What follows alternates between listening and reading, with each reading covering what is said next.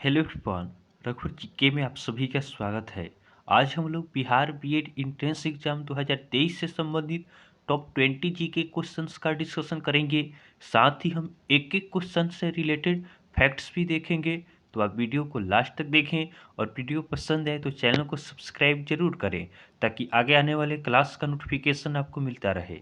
तो चलिए आज का क्लास हम स्टार्ट करते हैं। हमारा फर्स्ट क्वेश्चन है, जैन धर्म के संस्थापक कौन थे? जैन धर्म के संस्थापक कौन थे? तो इस प्रश्न का सही उत्तर होगा ऑप्शन सी, ऋषभ देव। तो ऋषभ देव आपका जैन धर्म के संस्थापक थे और ऋषभ देव का जन्म आपका अयोध्या में हुआ था। ऋषभ देव का जन्म आपका अयोध्या में हुआ था और जैन धर्म में कुल आपका 24 तीर्थकर हुए, इसे भी ध्यान रखेंगे।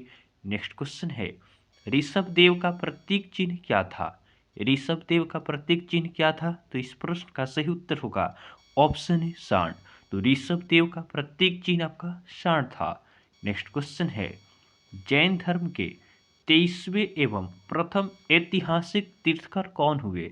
जैन धर्म के 23वें एवं प्रथम ऐतिहासिक तीर्थकर कौन हुए? तो इस प्रश्न का सही उत्तर होगा ऑप्शन बी, पार्श्वनाथ।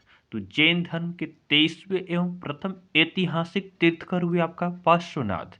ध्यान रखेंगे, पार्श्वनाथ काशी नरेश अश्वसेन के पुत्र थे और पार्श्वनाथ की माता का नाम वामा था और पार्श्वनाथ के प्रथम अनुयायी वामा व प्रभावती बनी थी और पार्श्वनाथ के अनुयायियों को निग्रंथ कहा जाता है।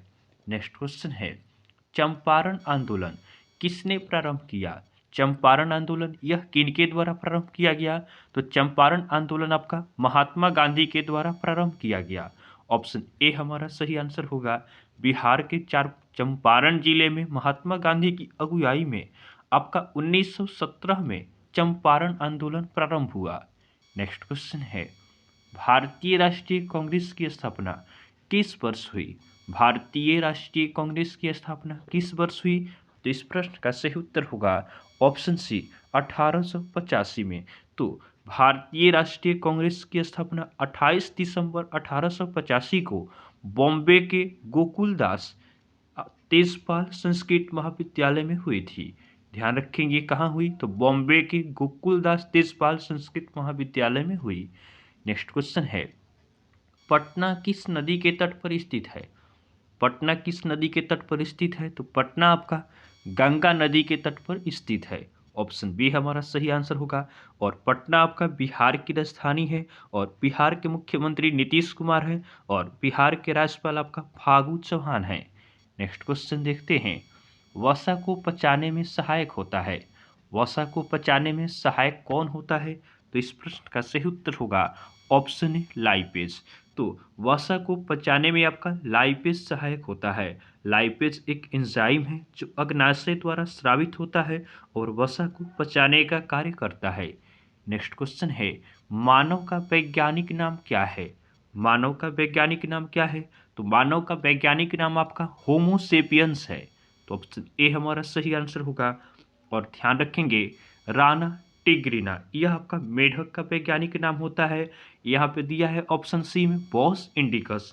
तो बॉस इंडिकस ये आपका गाय का वैज्ञानिक नाम है और ऑप्शन डी में है ओविस अराइज। तो ओविस अराइज ये आपका भेड़ का वैज्ञानिक नाम होता है। इन सभी पॉइंट्स को ध्यान रखेंगे। नेक्स्ट क्वेश्चन है, मानव त्वचा की ऊपरी परत क्या कहलाती है? मानव त्वचा की ऊपरी परत क्या कहलाती है? तो इस प्रश्न का सही उत्तर होगा ऑप्शन बी, एपिडर्मिस। तो मानव त्वचा की ऊपरी परत आपका एपिडर्मिस कहलाती है और मानव त्वचा की मध्य परत आपका डर्मिस या कोरियम कहलाता है। नेक्स्ट क्वेश्चन है, क्रोमोसोम किससे बना होता है? क्रोमोसोम किससे बना होता है? तो क्रोमोसोम आपका डीएनए और प्रोटीन से बना होता है। तो हमारा सही आंसर होगा ऑप्शन सी, ए और बी दोनों। क्रोमोसोम्स आपका डीएनए और प्रोटीन इन दोनों से बनता है। और मनुष्य में क्रोमोसोम्स की संख्या कितनी होती है? तो मनुष्य में क्रोमोसोम्स की संख्या आपका 46 होता है। नेक्स्ट क्वेश्चन है, प्रथम एवं द्वितीय समूह के तत्वों को क्या कहते हैं? प्रथम एवं द्वितीय समूह के तत्वों को क्या कहते हैं? तो प्रथम एवं द्वितीय समूह के तत्वों को आपका एस ब्लॉक का तत्व कहा जाता है? तो ऑप्शन सी हमारा सही आंसर होगा कि प्रथम एवं द्वितीय समूह के तत्वों को एस ब्लॉक तत्व कहते हैं। और ध्यान रखेंगे, समूह 3 से 12 तक के तत्वों को डी ब्लॉक का तत्व कहा जाता है और समूह 13 से 18 तक के तत्वों को पी ब्लॉक का तत्व कहा जाता है। तो डी ब्लॉक में आपका कहाँ से कहाँ तक आएगा? 3 से 12 तक। और पी ब्लॉक में आपका आएगा 13 से 18 तक। इन सभी को ध्यान रखेंगे। नेक्स्ट क्वेश्चन है, सभी अधातुओं की ऑक्सीकरण संख्या होती है। तो सभी अधातुओं की ऑक्सीकरण संख्या क्या होती है? तो अधातु रहेगा तो इसका ऑक्सीकरण संख्या आपका ऋणात्मक हो जाएगा। ऑप्शन बी हमारा सही आंसर होगा। अगर यहीं पे आपसे पूछते कि धातु की ऑक्सीकरण संख्या क्या होती है, तो धातु आ जाएगा। तो धातु का आपका ऑक्सीकरण संख्या धनात्मक अर्थात पॉजिटिव होता है। नेक्स्ट क्वेश्चन है, सिरका और अचार में पाया जाने वाला अम्ल है। सिरका और अचार में पाया जाने वाला अम्ल कौन सा है? तो इस प्रश्न का सही उत्तर होगा ऑप्शन डी, एसिटिक अम्ल। तो सिरका और अचार में आपका पाया जाने वाला अम्ल एसिटिक अम्ल है। ध्यान रखेंगे, सेब में आपका मौलिक अम्ल पाया जाता है और नींबू में आपका सेट्रिक अम्ल पाया जाता है। नेक्स्ट क्वेश्चन है, दो समान प्रकार के आवेशों में किस प्रकार का बल काम करता है? दो समान प्रकार के आवेशों में किस प्रकार का बल काम करता है? तो दो समान प्रकार के आवेशों में आपका प्रतिकर्षण बल काम करता है। ऑप्शन ए हमारा सही आंसर होगा। आप जानते हैं कि कोई भी समान चीज होता है वह एक दूसरे के पास आना नहीं चाहता है, अर्थात अलग अलग आवेश होगा तो उसमें आकर्षण होगा और समान आवेश होगा तो इसके बीच में आपका प्रतिकर्षण होगा। तो ध्यान रखेंगे, असमान आवेश पूछे तो असमान आवेशों के बीच क्या होता है? आकर्षण होता है। नेक्स्ट क्वेश्चन है, विद्युत बल्ब का आविष्कार किसने किया था? विद्युत बल्ब का आविष्कार किसने किया? तो विद्युत बल्ब का आविष्कार आपका थॉमस एडिसन द्वारा किया गया। ऑप्शन ए हमारा सही आंसर होगा कि विद्युत बल्ब का आविष्कार थॉमस एडिसन ने आपका 1879 में किया। कब किया? तो आपका 1879 में। नेक्स्ट क्वेश्चन है, टॉर्च में प्रयुक्त सेल है। तो टॉर्च में प्रयुक्त होने वाला सेल आपका प्राथमिक सेल होता है।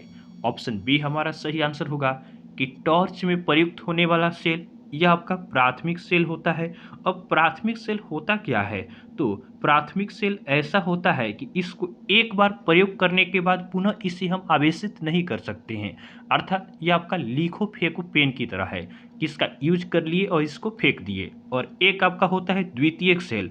तो द्वितीयक सेल को हम एक बार यूज करने के बाद फिर से इसको हम चार्ज कर सकते हैं, अर्थात आवेशित करके फिर से हम इसका यूज कर सकते हैं। तो वह आपका द्वितीयक सेल हो जाएगा। नेक्स्ट क्वेश्चन है, विश्व बैंक का मुख्यालय कहाँ है? विश्व बैंक का मुख्यालय कहाँ है? तो विश्व बैंक का मुख्यालय आपका वाशिंगटन डीसी में है। ऑप्शन डी हमारा सही आंसर होगा। विश्व बैंक का मुख्यालय आपका अमेरिका की राजधानी वाशिंगटन डीसी में है। अब विश्व बैंक है तो विश्व बैंक का स्थापना कब होता है? तो विश्व बैंक का स्थापना आपका 1944 में होता है। इसका मुख्यालय वाशिंगटन डीसी भी हो गया।